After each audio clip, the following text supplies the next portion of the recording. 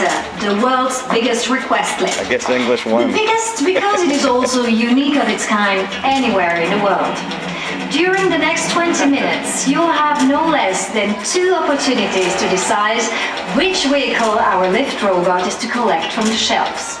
You will discover the most amazing, exotic and dramatic stories of our real legends.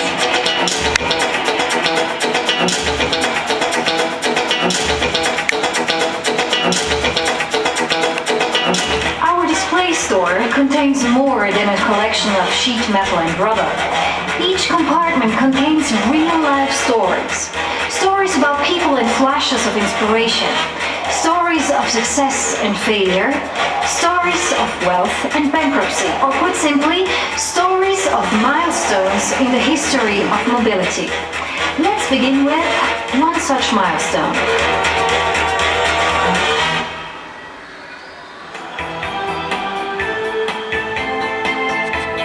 Perhaps you are asking yourself, where is the milestone here? Well, the objects on show are not milestones in the strict sense of the word. They represent a quiet revolution. Through these, the wheel has imperceptibly found its way into the family and our entire life. One thing they all have in common is their size, small or even tiny. Of course, you may well now be thinking, the wheel was invented some 6,000 years ago and it simply got a little bit smaller now. And you would be right. And yet, one prerequisite was decisive for the success of micromobility. Small wheels need smooth surfaces, because the smallest pebble would very quickly destroy the tiny thing. Let's take a closer look at the shopping trolley for a moment.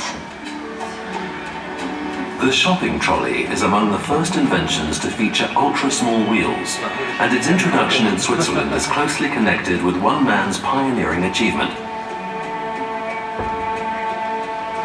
The story begins, like so many others, in the USA.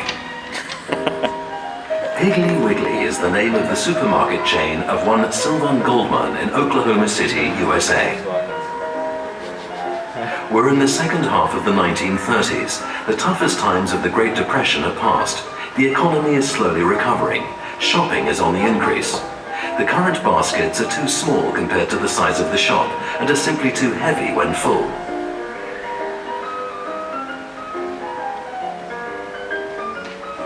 And this is when Sylvan Goldman has a flash of inspiration that kills 2 birds with 1 stone, and for which he obtains a patent in 1940. The shopping basket on wheels. It simplifies shopping immensely, and perhaps the even more important aspect is customers can buy more at the same time. The weekly shop makes its entrance, made possible by the car that can now park in front of the supermarket and which can conveniently carry home the entire contents of a shopping trolley. 17 years and a World War later, the German company Wanzel, which in 1957, inspired by Goldman, had its first shopping trolley patented. Incidentally, Wanzel is today the world's largest manufacturer of shopping trolleys, and it's one of these original Wanzel trolleys that you see here today. Cute, isn't it? It would definitely not accommodate today's weekly shop. Yet, the idea has been born, and the basic form retained until the present day, a wire basket on 4 little casters.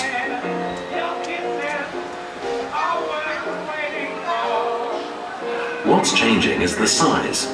It's adapting to the shop sizes, shopping habits, and of course to the purchasing power of customers, and is heading in only one direction: big, bigger, biggest. In Switzerland, the trolleys appear for the very first time in 1959 at a newly opened Migros supermarket. Yes, that's what I'm talking about. Das Problem, das sich stellte, war einen Laden von 1000 Quadratmetern. The problem that presented itself was to design a 1,000 square meter shop in an inviting style, since we tried to win over the housewife through her heart. Women must feel at ease in the shop, then they will spend. And with this in mind, we have not laid out the largest shop on the Limmatstrasse in symmetrical design, since women do not favor symmetry. That's how Gottlieb Duttweiler, the pioneer of Swiss food retailing and the founder of Migros, explained the shop-fitting concept used in his supermarkets. Duty is a mobile spirit with a sense for the signs of the times. As long ago as 1925, he revolutionized the Swiss food distribution system with his mobile shops. And in 1946, the time has come. On a visit to the USA, he discovers the shopping trolley and immediately spots the potential of this new form of transport. The equation is quite simple. Small shop plus few articles plus shopping on foot equals shopping basket, and supermarket plus many articles plus car equals shopping trolley. With the launch of the mobile shopping basket in the Migros supermarkets, unknowingly and for pure practical reasons, he's assisting the silent micromobility revolution.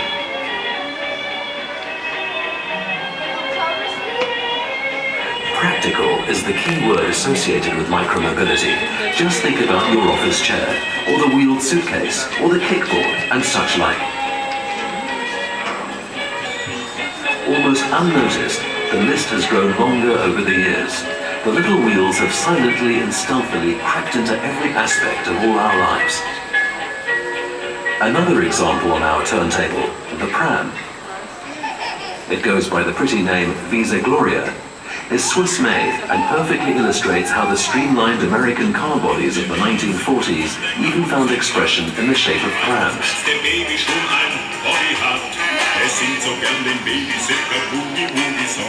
The 1952 advertising promises the modern children's car, very elegant, aerodynamically shaped, with chrome steel bumpers, safety belts, incomparable suspension, and of course with soft balloon tires.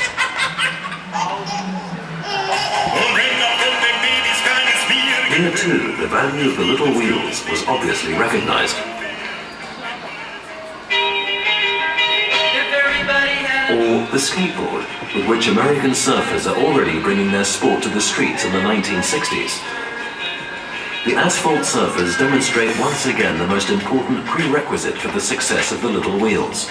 Smooth, flat, and threshold-free surfaces. Without these, no micromobility. The transition from the dirt road to the asphalt surface has ultimately made possible the miniaturization of the wheel and allowed it to penetrate every aspect of our lives.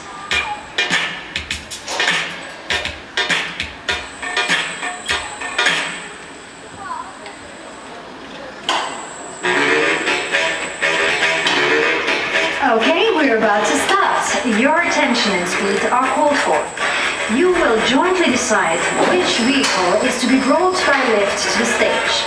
Behind me you will see 5 sets, each containing 4 vehicles from the top 3 rows of our demonstration stall. We will shortly present the individual sets in large formats on the screen. That is the moment when you can vote.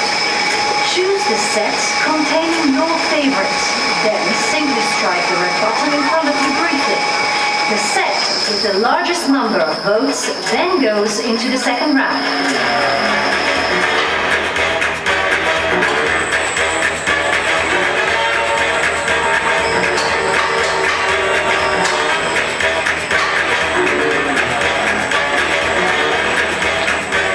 So, on your marks, limber up your wrists, left or right, and place your hand over the buzzer, but without touching it yet, please. When we start, press as fast as you can.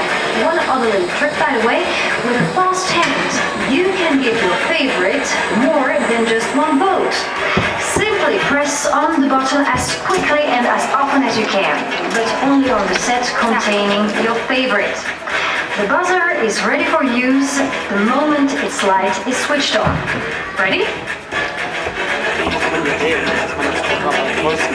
Steady. Now. Stop. And now the second set. Ready? Now. Stop. And the third. Now. Stop. And the fourth follows immediately. Ready? Now.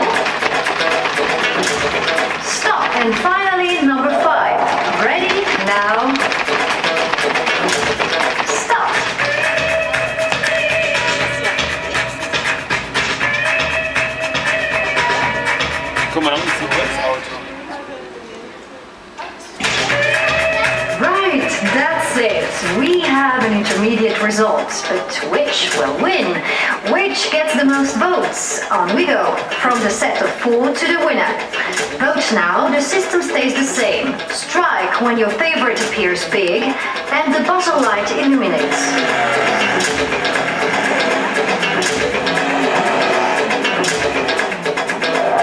Now, stop. Go. Stop. Look sharp. Stop. Yes. Stop.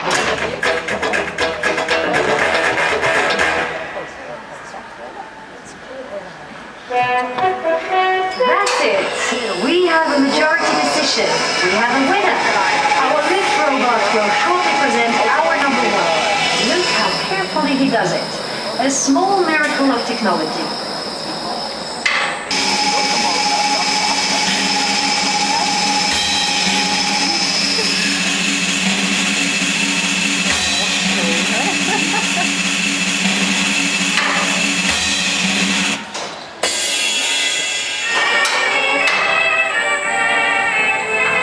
The traditional Swiss motor industry has been dead since the middle of the 20th century, after a heyday with more than 40 different brands at times.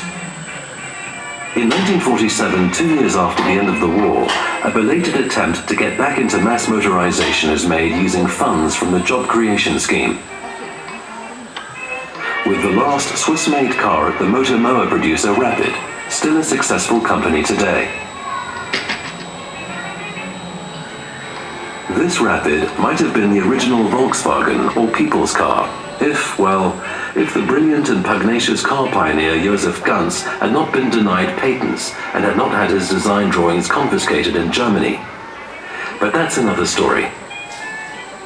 A Hungarian Jew, he flees the country in the 1930s and ends up at Rapid. In his luggage is the idea for a people's car. The result: an open-top microcar with a one-cylinder opposed piston rear engine and an extremely narrow rear-wheel track, making it possible to dispense with an expensive differential. Not to forget with a central tubular steel chassis, swinging axles, and a streamlined body. At first glance, a successful vehicle, a stylish and sporty little runabout, economical and full of good ideas, but still outclassed against the industrially produced competition such as the VW Beetle, which is unable to refute certain similarities with Ganz's design. After 37 examples of the pre-production series, the plug is pulled on the last totally Swiss-made car.